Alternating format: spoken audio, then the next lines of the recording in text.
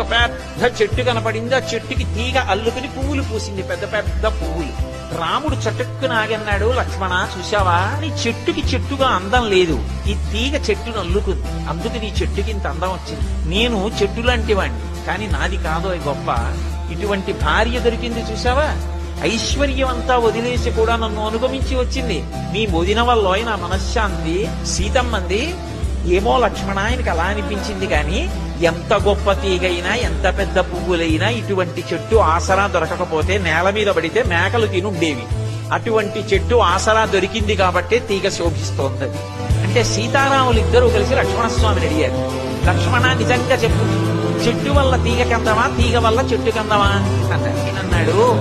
చెట్టు వల్ల తీగకో తీగ వల్ల చెట్టుకో నాకు తెలియదు, కానీ అల్లుకున్నటువంటి తీగతో కలిసి ఉన్నటువంటి చెట్టు కింద విశ్రాంతి తీసుకునే అదృష్టం పొందిన బాటసారినైనా నా అదృష్టం.